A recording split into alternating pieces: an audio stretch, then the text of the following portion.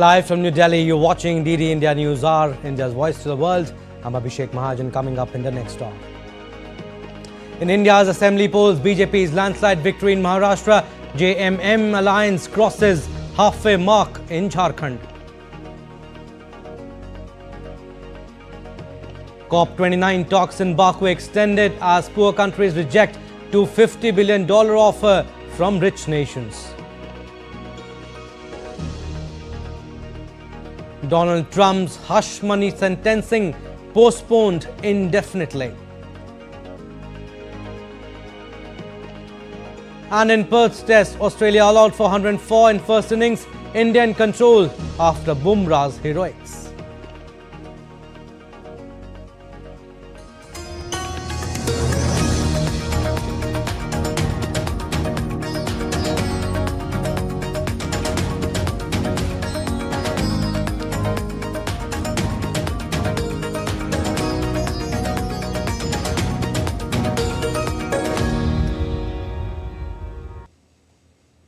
And first, we bring you latest on the big state election results from Maharashtra and Jharkhand.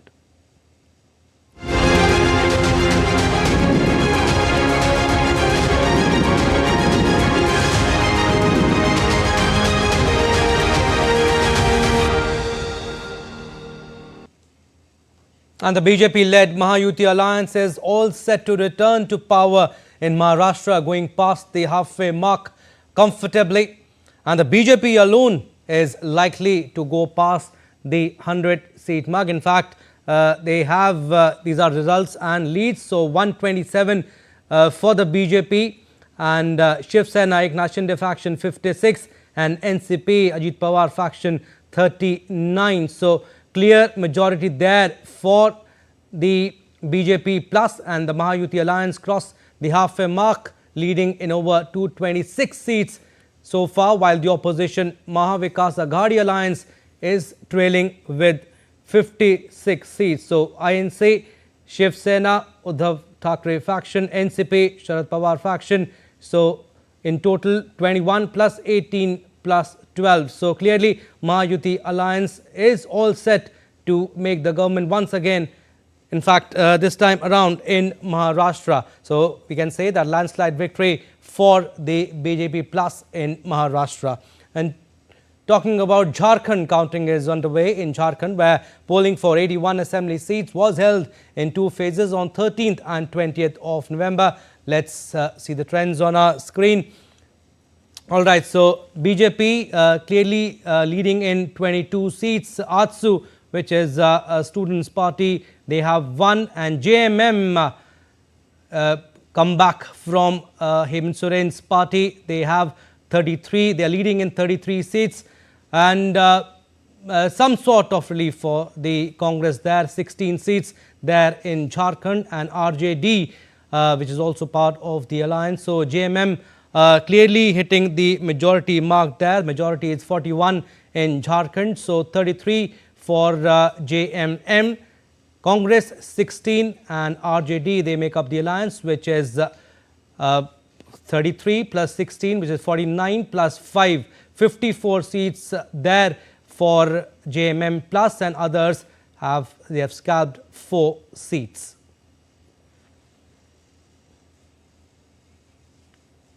And the counting of votes for the by-polls to 48 assembly seats in 13 states and 2 parliamentary seats in Nanded in Maharashtra and Wayanad in Kerala is also underway. BJP's Santok Rao Hambade is leading in Nanded, while Congress General Secretary Priyanka Gandhi Vadra is leading by over 3 lakh votes in Wayanad.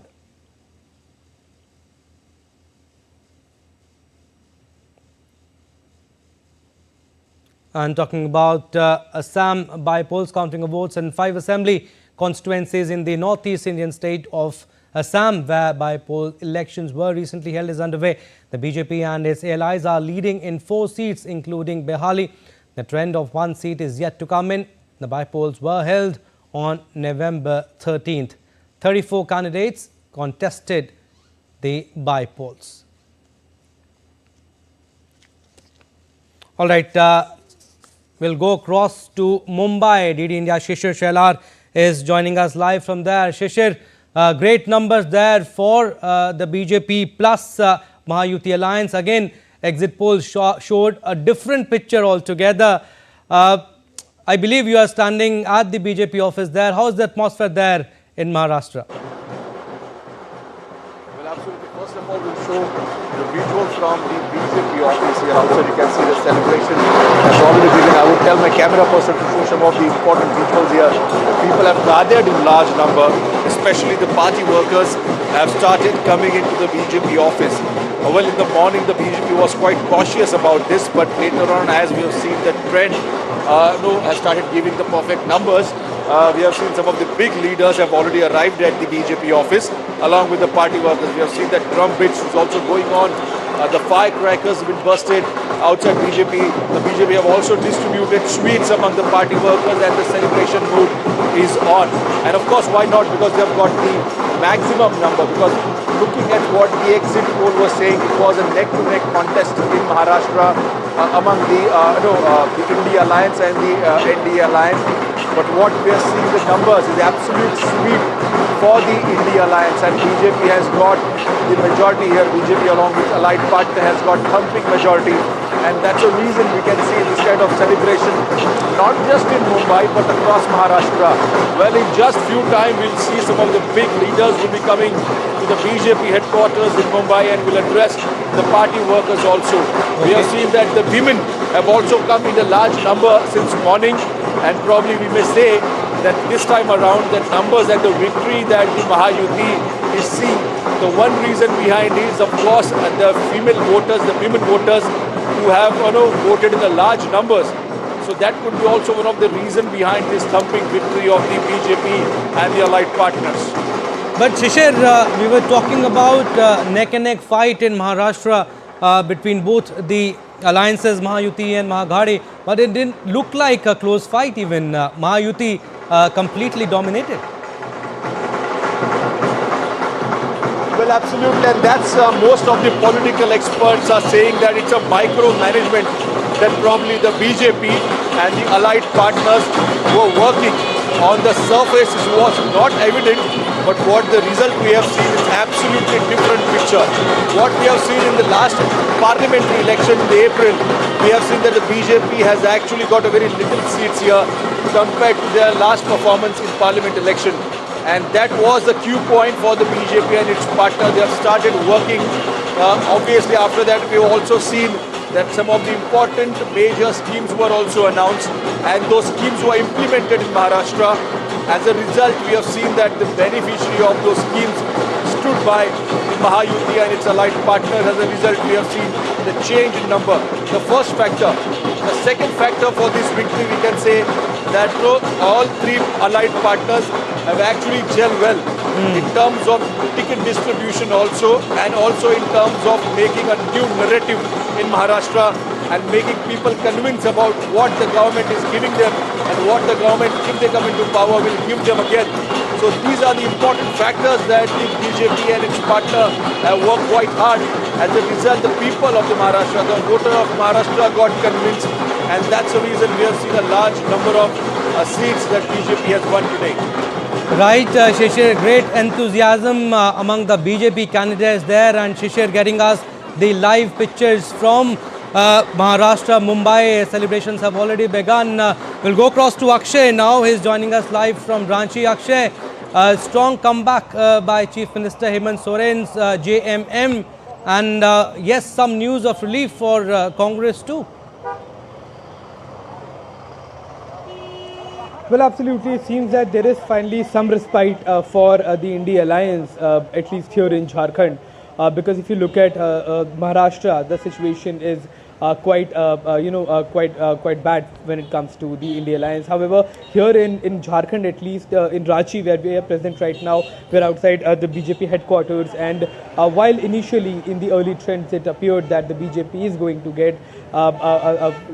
get across the halfway mark, But as the day progressed, it seemed that the trends that the BJP had made during the early vote counts, they started to reverse, and now we can see that the India Alliance has come close to about 55 seats here out of the 81, which gives them a clear majority here, at least in the state. So this is the situation as it stands. The picture is almost clear. It's almost 2. By 3 to 4, the election will be called. Initially, there were celebrations here, but now the situation is more of an introspection for the BJP Jharkhand unit, along with the allies that it had. The leadership, be it the kind of leadership that JMM has had in the last 1 year, especially the political instability that seems to not have dented their poll prospects, at least here in the state, which is also one of the youngest state of the country. Back to you. But yes, Akshay, you are right. I mean, in the morning, it was looking like that Jharkhand will also go the BJP way, if I'm not wrong, till maybe 10:30, 11. BJP was clearly leading. Well, absolutely, and that is why, Siddharth, perhaps the early trends are called that way, and that is also the reason why the political experts and the political leaders, even the public, they wait till about noon for picture to get clear. It has happened many a times. It has happened once in Bihar elections. It has happened in other elections as well, where early trends show us different image of the election, and then when the day progresses, the situation changes dramatically, and that is what has happened in Jharkhand once again. So it seems that the issues of infrastructure, of issues of development, the issues of traffic, at least in Ranchi city and other major cities of the state, have been overpowered by the politics of JMM and the issues that they have been raising, especially the issue of tribal identity and the threat to it.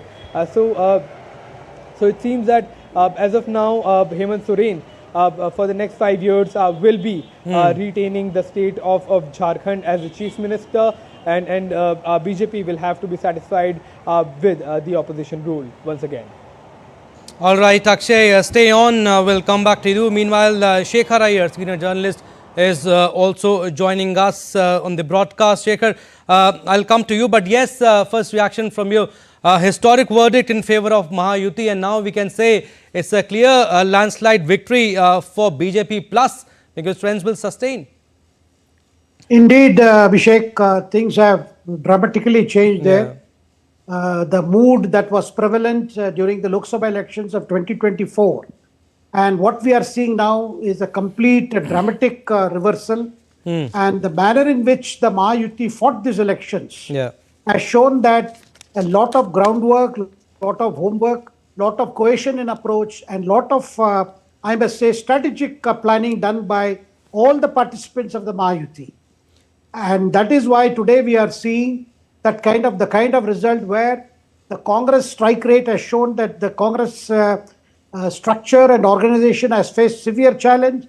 And similarly, as far as the legacy of Sharad Pawar and legacy of Uddhav Thackeray, both have done very badly in this election. Shishir, will go to Shishir once again. Shishir is in Mumbai. Shishir, what do you think went in favor of BJP there? Mahayuti, in fact, increased number in voting percentage, you think one of the factors?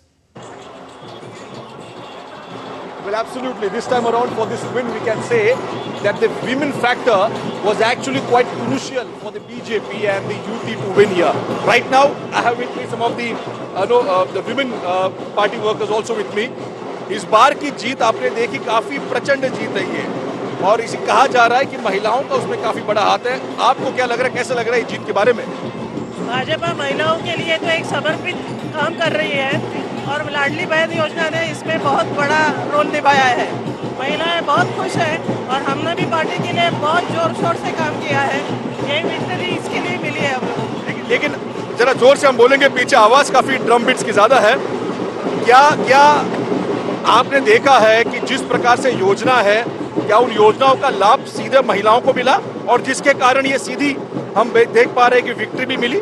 जी, यहाँ पे जो महिला का जो योगदान है वो बहुत ज़्यादा है और जो योजना के वजह से डायरेक्ट महिलाओं को जो मिला है अकाउंट में, उसकी वजह से वो खुद बाहर आई है और उन्होंने वोट किया है और आप ऐतिहासिक जीत जो है वो देख ही रहे हैं। कांग्रेस ने भी कहा था कि 3,000 रुपए वो महिलाओं को देंगे, क्या उन पे भरोसा नहीं रहा? उन पे भरोसा नहीं रहा क्योंकि उन्होंने पहले 8,000 की जो बात की थी वो उन्हें पहुंचे नहीं है और उन्होंने योजना बंद करने की बात की थी, जैसे ही वो सत्ता में आएंगे योजना बंद करेंगे। खटाखट पैसा देती है और वापस भी लेती है। Absolutely. So you can see that these women party workers are saying that they don't have trust in the Congress and probably the poll promises made by Congress, they were not quite sure about it. On the other hand, if you look at the BJP and the allied partners have actually implemented those all schemes and women have benefited a lot from those schemes. As a result, we can see that most of the women came in favor of the BJP and Mahayuti. As a result, the numbers has increased, the percentage has increased. And that's the reason the women factor played an important role in this absolute majority that the Mahayuti and the allied partners have got in Maharashtra. All right, Shishir, stay on. We'll come back to you. Meanwhile, Amit Mukherjee, my colleague, also joins us from the newsroom. I'll come to you, Amit, but before that, Shekharji, is there a tectonic shift in Maharashtra politics, you think, as a result of outcome of these elections? Indeed, this is the biggest boost for the Prime Minister Narendra Modi and for the Bharatiya Janata Party. So whatever setbacks that they saw in the Lok Sabha elections of 2024, those have been mitigated by this results that we are seeing in Maharashtra. Maharashtra is a very, very important state, and it has shown that the correct dose of the government policies and programs, along with careful selection of candidates, then planning of the elections, has seen that there was greater cohesion in Mahayuti than in the Mahavikas Aghadi. And strangely, Mahavikas Aghadi was put together as a kind of an alliance after the 2019 election solely to keep the BJP out. And today we have seen the manner in which all these partners, whether it is UBT or whether it is NCP of Sharad Pawar or even the Congress party, they had a lot of difficulties in fighting the number of seats that they wanted, and they could not project a united leadership. All these worked against them. Whereas on the Mahayuti side, you had a leadership of Eknath Shinde as government and with the backup of leaders like Devendra Fadnavis and also the role played by Ajit Pawar's NCP. Yeah. And we have seen the way in which the rollout of important programs. Right now, your correspondent was speaking to some women workers of the BJP. You can see that enthusiasm. This Ladli Bahan Yojana has been definitely a game changer. And the manner in which it was rolled out only in July. And in the last 2-3 months, we have seen women started getting money directly deposited in the account. And that has given them a kind of confidence that here is a coalition that is going to implement what it promises. That went in a long way. Yes, there were several issues. Farmers' issue, the price of onion, price of cotton, price of soya. There were several issues. But all these issues also gave people to think that if whether it is Aghadi or the Mahayuti, we can solve these issues. I think people chose the Mahayutis in a better position to sort out these problems. Amit, what do you think has swayed in favor of BJP plus, that is Mahayuti alliance? I mean, pollsters also couldn't predict, in a sense. What do you think has gone in the favor of Mahayuti there? Well, Abhishek, if you look at the Maharashtra elections right now, there are multiple aspects. Number one, the performance of BJP. It has been the best performance of BJP ever. The highest it ever clocked was 122 seats in the past, but I think it's well above the mark right now. I think they are 125 plus, I think 127. The counting is still going on. The other aspect is that even, if you look at the strike rate of BJP, I think it has struck the right chord with the electorate of Maharashtra. And out of the 149 seats that it contested, it has won about 125.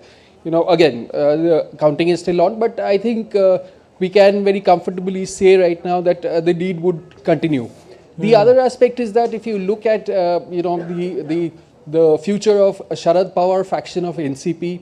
I mean, it casts a real, shadow over his leadership, which has been there for the last 60 years. This is probably one of the most dismal performances by the faction led by Sharad Pawar. Third, again, the acceptance of Shiv Sena, Now I think Maharashtra has made it very, very clear. It's not the Uddhav Thackeray faction of Shiv Sena that is kind of, that would continue to stay in Maharashtra. It's the Shinde faction that has definitely performed well. In fact, even if you look at NCP's, Ajit Pawar performed very well. Sharad Pawar's team could not even reach the half mark of what Ajit Pawar has bagged. So, I mean, there are multiple aspects, and also to say that all the entities of Mahayukti in Maharashtra has performed excellently. In fact, everybody did very well vis-a-vis what happened in Jharkhand. Although BJP's performance has not been that dismal, the allies of BJP could not pull through much. Their performance have been quite contrary to what was being expected. Whether it's JDU, whether it's the LJP, they could manage just one seat each. So I mean, if you look at Jharkhand again, the kind of performance the allies gave to the support the allies gave to the BJP was not that great. Abhishek? All right, Amit. Fadnavis, Ajit Pawar and Shinde, they fought like a team, but who will be the next chief minister? That is the biggest question. We'll come back to you, but Akshay Dongre, he's standing by. Akshay is in Jharkhand. Akshay, what do you think went in favor of JMM-led alliance? Well, the first and foremost thing that has apparently gone in the favor of the JMM is said to be, the entire sympathy votes that the leadership has received. Hemant Soren, the chief minister, went to jail after there were allegations of corruptions against him. Then his wife came into the picture as far as heading the state government is concerned. When Hemant Soren came back, he assumed the charge of the chief minister once again. Soon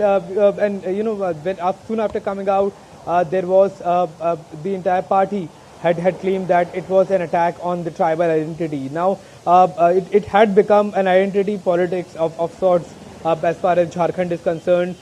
Then again, the other issues that perhaps did not work in the favor of the Bharatiya Janata Party could also be that the alliances that they had formed here did not actually translate into votes, whereas it was a fight for survival for the JMM and the Indian National Congress here in the state, and that is why they went all out as far as their poll prospects in the state are concerned, making promises, attacking the opposition. So everything has been done in a better way by the JMM apparently. And that is why we can see this vote. Because so JMM-led alliance clearly hitting the majority mark of 41. Thank you for the time being, Akshay. But yes, we'll keep taking updates from you. Shishir is also with us in Mumbai. Shishir, now the biggest question, who really becomes the chief minister of Maharashtra? Devendra Fadnavis, BJP must be hoping that he dons the hat, or it might be they'll continue with Eknath Shinde. Given the Maratha factor, what are you picking up? Because BJP here completely emerging as a single largest party. Well, absolutely. That's the next $1 million question, that who will be the chief minister of Maharashtra. Obviously, looking at this combination, particularly of the MVA, the Mahavikas Aghadi, the BJP has emerging as the single largest party in the state, following which the Shiv Sena Shinde camp is emerging as a second important party here. And that's the reason, even though the BJP has outperformed it, the allied partners of BJP have also done quite well in terms of numbers. The BJP is not in a position to form a government on its own, and that's the reason the allied partners also play a crucial role in it. Now, what would be the distribution of cabinet portfolios is one of the important questions. And second important question, will this the current cabinet, wherein the one chief minister post and there were two deputy chief ministers posts, will it be continued during the next term as well, also the upcoming term as well?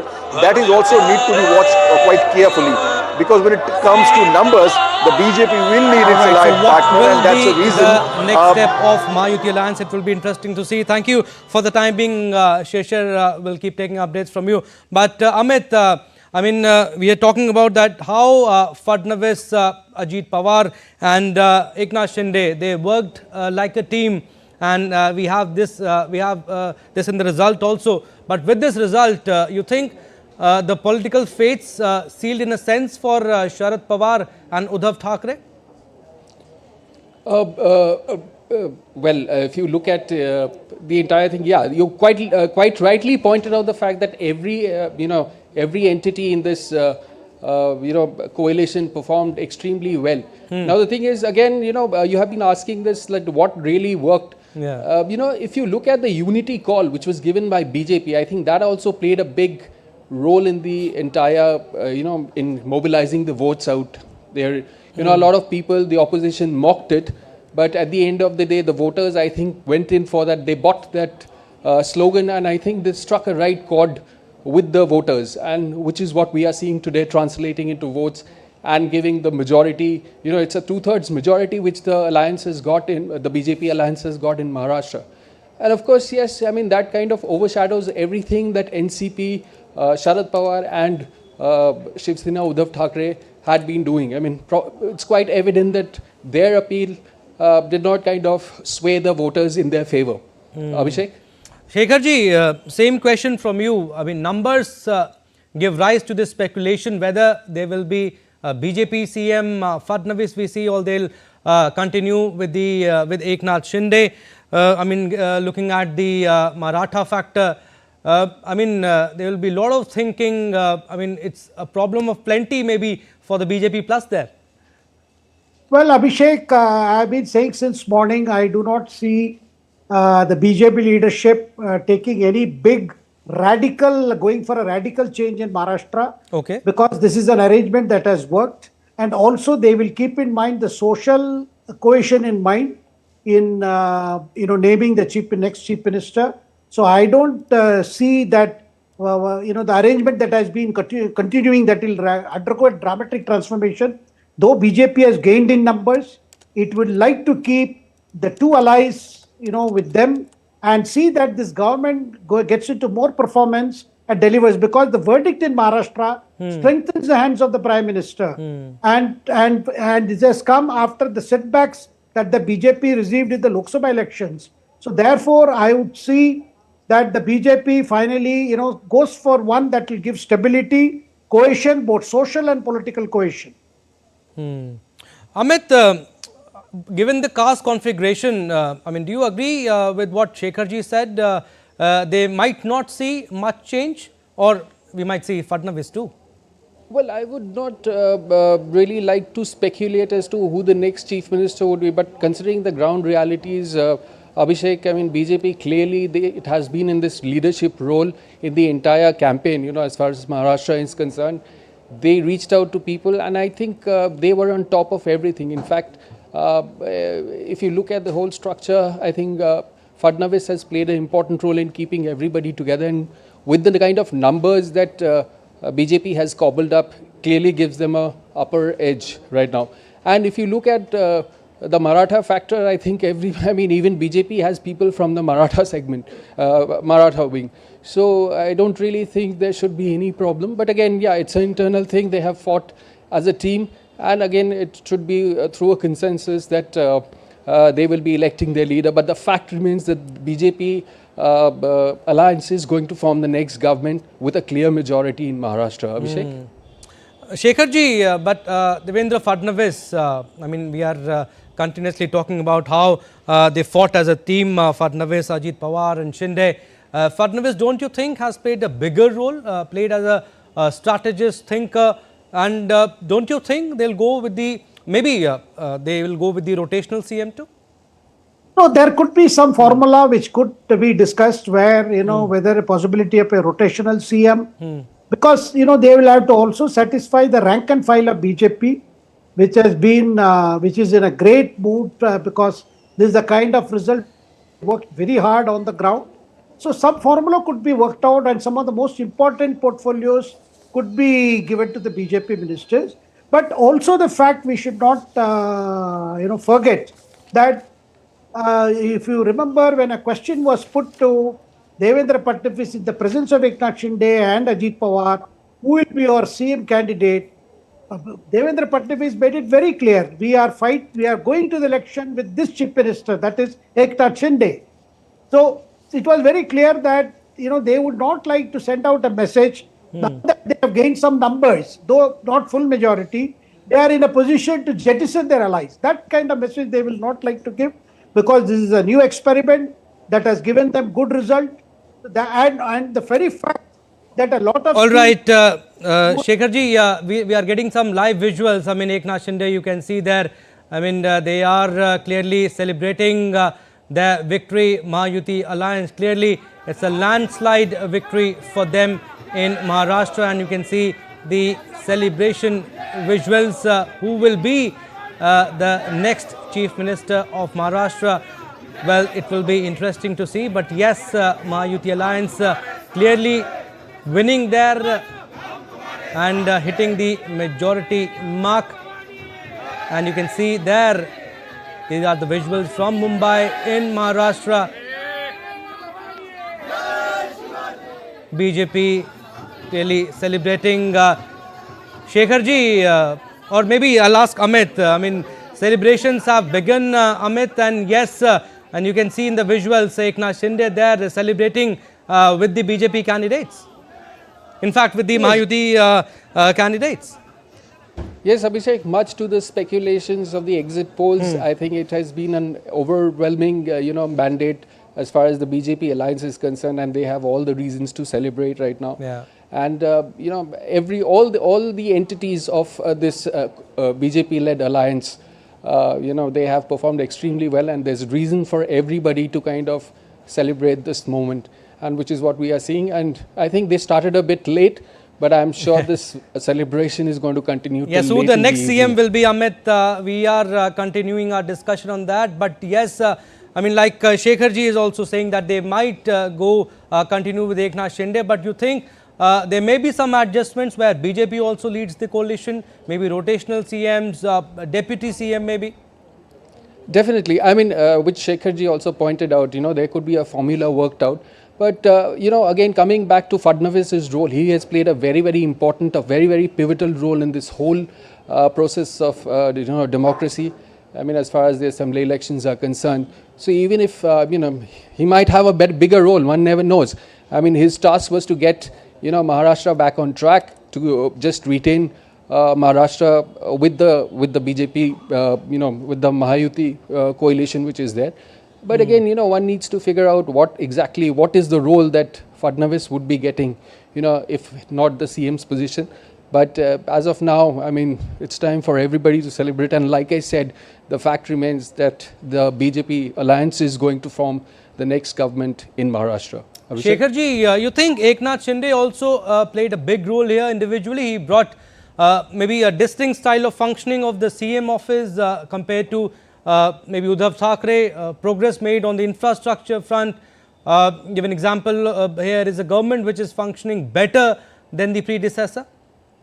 Definitely, Abhishek, ever since he became Chief Minister of this new coalition, the manner in which his government has functioned, along with Devendra Fadnavis and Ajit Pawar joining a year later, we have seen a number of decisions have been taken and a lot of emphasis on infrastructure projects, which has taken off in Maharashtra in the last 1 year or so. So that the pace of those implementation of those programs, besides the Ladli Yojana, Ladli Bahan Yojana, which has been talked about in a big manner, there are several other things that have been promised by the Mahayuti, which needs to be rolled out on the ground. So one can see the task ahead is such that there could be very little time lost about as to who will be Chief Minister or what, because I think the game plan is ready. The kind of changes that are needed to handle the big questions in Maharashtra. So I think these will be receiving top priority. And Eknath Shinde's style of functioning as a Chief Minister, where he has managed to endure himself by his easy access. He has been meeting even people at 3:40 a.m. Yeah. I mean, I've heard people saying that even he's up by 3 o'clock, granting audience to people who come to meet him. So you can see how the whole style is to be more reaching out to the people, listening to their grievances, which is a sharp difference from what we saw during his predecessor Uddhav Thackeray's time. And of course, Devendra Fadnavis, the chief minister, also had a similar record where he was seen as a very efficient chief minister. Now, people have given their verdict, people have given the mandate. Now, what is more important is to see that that mandate is given full respect and the promises that have been made to the people are implemented. That will be the top priority of this new government. Amit, also what went, you think, against Mahavikas Aghadi? I mean, several problems, you think, in that alliance maybe? First, there was a question of projecting the maybe the chief ministerial candidate between Congress and Shiv Sena, Thackeray faction. You think this was also one of the factors? Well, Abhishek, if you look at the election results, more than what went wrong for Maharashtra Vikas Aghadi is what went right for the Mahayuti alliance. You know, they fought the election very jointly. They sent out a message that they are a united team. It was a fantastic coordination, whether it was the distribution of seats, whether it was jointly supporting each other, supporting each other's campaigns. You know, the candidates of all the entities were given adequate support from each other. The NCP supported the Shiv Sena faction, Shinde faction of Shiv Sena, and also BJP kind of did its due diligence as far as, you know, projecting a united face is concerned and to stay united. So I think more than, you know, what went wrong for the other side, I mean, it's more about what went right for Mahayukti. Abhishek? Shekharji, also, I mean, BJP and Congress, I mean, we were facing each other in 75 seats, if I'm not wrong. Sena versus Sena, two factions, 47, and NCP versus NCP, two factions again, 38 seats. Mahayuti, like you said, they have clearly worked at the ground level, at the grassroots level. Definitely, right from the time of seat sharing talks, they were in fact quite protracted discussions. But once the decision was taken, you saw how they went about declaring their candidates. And there was also the rebel factor, Abhishek, which we must remember. And there were people who were unhappy with the party giving the tickets to their alliance partners, they themselves not making it. But despite that, you know, many rebels were persuaded to withdraw. And we have not seen those rebels whoever were remaining in the field. They have not caused much damage. Right. Yeah. That is also, you know, that shows how the election management has been done. Whereas that is not the case with Mahavikas Aghadi. There was a lot of rebellion over ticket formation, and within the Congress in Maharashtra also, there was what is called Patole versus non-Patole group. So these are other things, and where I feel the Congress leadership could not pay attention to Maharashtra. And that was on one side. On the other side, you didn't hear a lot of fireworks from any of the top leaders who managed to keep their followers in check. They avoided statement. Even if one or two issues appeared to be reflecting the difference of approach among the alliance partners, they were kept under wraps. Somehow they were managed. Right, Amit, we are showing our viewers on the screen, I mean, the comparison from 2019 and 2024, I mean, Shiv Sena, the Thackeray faction, 19 and 19 this time around, 0 then one last time around, and these are the results that we are showing, a comparison of 2019 to 2024. So 105 for BJP last time around in 2019, 132 this time around, with a clear jump of over 20 seats, 56 for Shiv Sena last time around, 55 this time, NCP 54 last time, this time 40. Congress in fact had won 44 seats in 2019, and this time they have managed only 18. And these are the rest of the seats that we are showing you. NCP, Sharad Pawar faction, they have won 11 this time around, 0 last time, and others had scalped 29 in 2019, 13 this time around. But yes, clear jump, Amit, for the BJP this time around, which has in fact made the difference. Also 105 in 2019 and over 130, in fact 132 to be precise, in 2024. That's correct, Abhishek. Like I said, it has been the best performance of BJP ever in Maharashtra. Yeah. The highest number of seat it could ever bag was 122, but this time, as you said right now, the figures are hovering around the 132 mark, which is again a fantastic performance, a significant improve in the percentage of increased number of seats. And also, if you look at the strike rate of BJP, out of 149 seats it fought, it has managed to gain 132, which is like almost like 90% strike rate. Yeah. So I mean, definitely. And if you look at 2019, there was still confusion within NCP and Shiv Sena. I mean, they were not different entities at that point in time. They were again, one entity. I mean, the factions happened only after 2019, and also people got a clarity on that, that these are the two different factions, and one had to choose between a Sharad Pawar faction of NCP and the Ajit Pawar faction of NCP. And also all right, so these are, in yes, case Amit, of, yes, I'll come back to you, but these are the live visuals that we are showing you from Mumbai. These are the exclusive shots.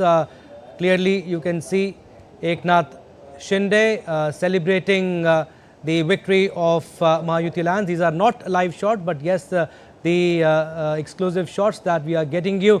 Eknath Shinde clearly celebrating with this team, showing the victory sign also that yes, Mahayuti Alliance, they have earned a landslide victory. But Shekharji, this election wasn't only about the issues maybe that we highlighted, but yes, it was all about the identities of the parties also, and identities of the leadership too.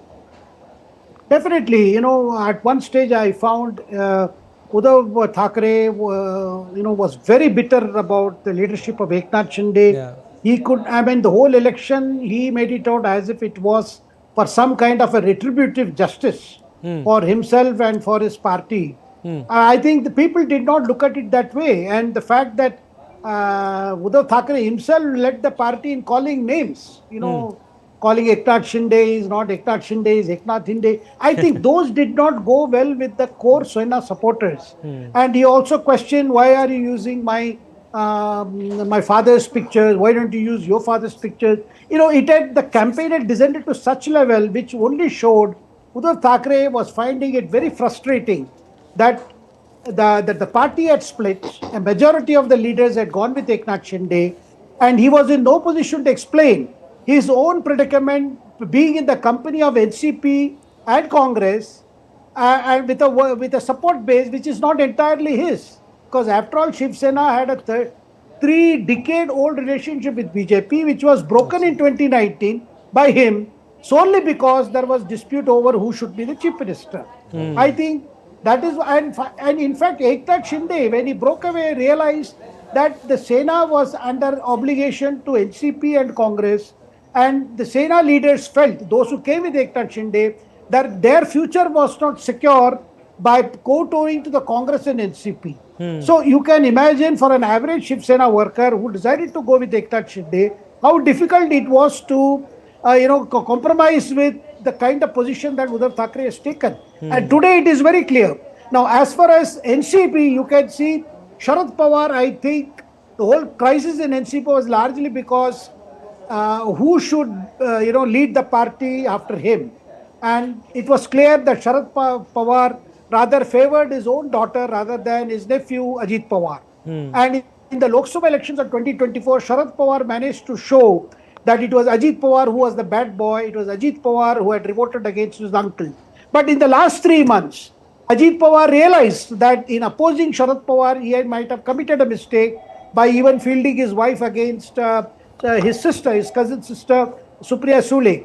And that kind of approach, whereas Sharad Pawar decided to be more harder. Yeah. He put up another of his grandnephew against Ajit Pawar. Yeah. So where it became too much of a family issue, we saw the average NCP supporter in Western Maharashtra realizing that perhaps Sharad Pawar was too harsh on Ajit Pawar. And people saw it all. But yes, last question quickly, Shekharji. What do you think will be the major challenge for Mahayuti Alliance? I mean, apart from announcing the CM candidate. Well, I think they have made a lot of promises. Yeah. So therefore, there is a lot of expectation among the people and the voters in particular. Now, these expectations will have to be met within a fixed time frame. And there are agrarian issues in Maharashtra. There are issues relating to marketing of the state produce, whether it is onion or soya or even cotton. So those needs will have to be sorted out. And central government under the leadership of Prime Minister Narendra Modi has definite plans and how our farmers can get a better price for their produce. So those things will have to roll out fast. And I can see that the new government in Maharashtra will waste no time. And from day one onwards, it will be rollout of several programs. Sometimes, need to fine-tune some of the programs already under implementation. Absolutely. Historic verdict in favor of Mahayuti Alliance, and they're all set to form the government. We'll leave it at that. Thank you, Mr. Shekhar Iyer, for giving us your precious time. Thank you, Amit, for giving us your insights. We are slipping into a very short break. On the other side, more stories. Keep watching DD India News Hour.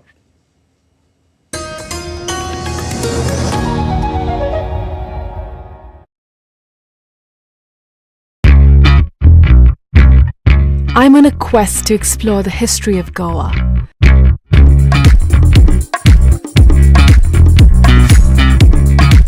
A land steeped in diverse and intersecting cultures and traditions.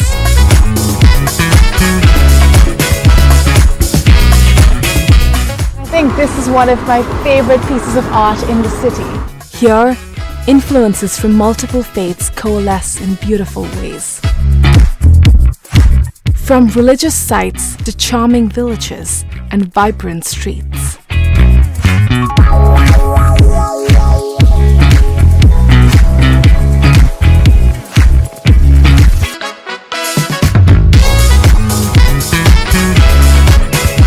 Watch Postcards from Goa on National Geographic.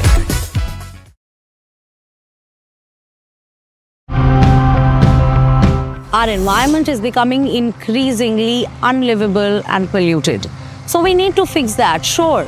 But we also need to take steps to prevent these problems from happening in the first place. This is our upgraded form of our effluent treatment plant. It's a primary plant that recycles and reuses water for relining purposes. I think that renewable energy is a sector that can change the GDP of Ladakh. If you can generate power and sell it to other states, you can increase the income of Ladakh. When we're looking at renewables investment, which clearly has been growing rapidly, and in 2022 met that from fossil fuel, and 2023 far exceeded it. Our motto is that all the farmers should switch to millet farming and nutritious food should reach people. Welcome back. You're watching DD India News Hour. I'm Abhishek Mahajan. Some more stories.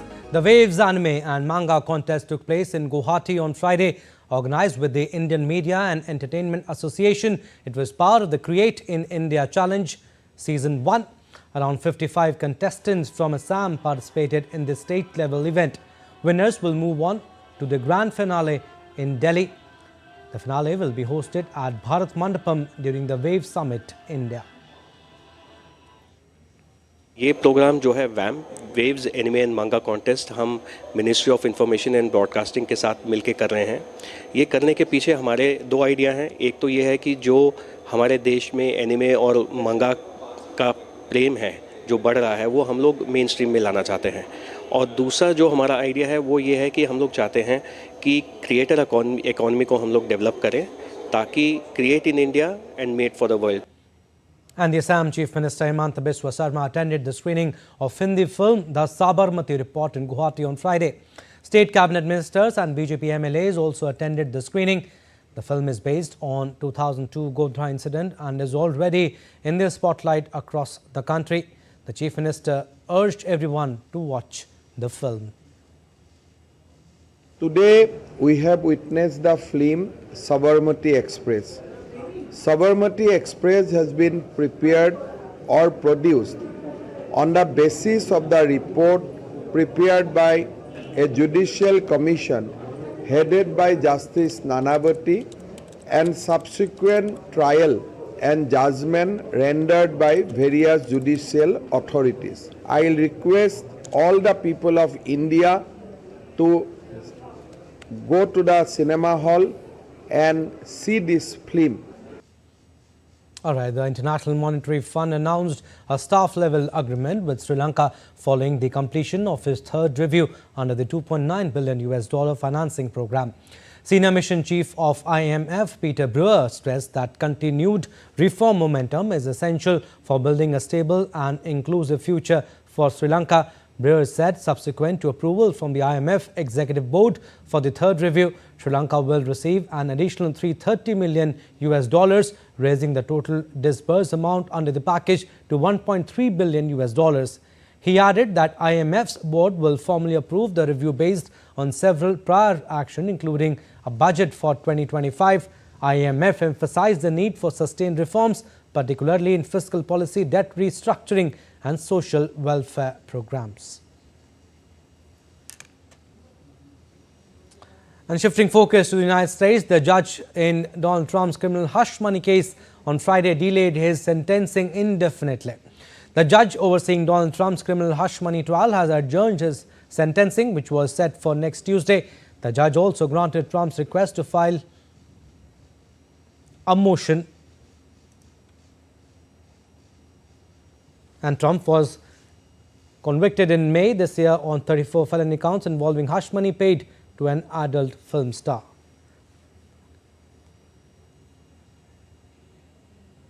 And US President-elect Donald Trump continues to nominate allies for his new White House team. Trump picked prominent investor Scott Bessent to take on the role of US Treasury Secretary on Friday. Trump in a statement, and Scott is widely respected as one of the world's foremost international investors and geopolitical and economic strategist. A longtime hedge fund manager, Bessent has publicly called for steep cuts to government spending. Bessent, like Trump, advocates tariffs, viewing them as a way to raise revenue and protect American industries.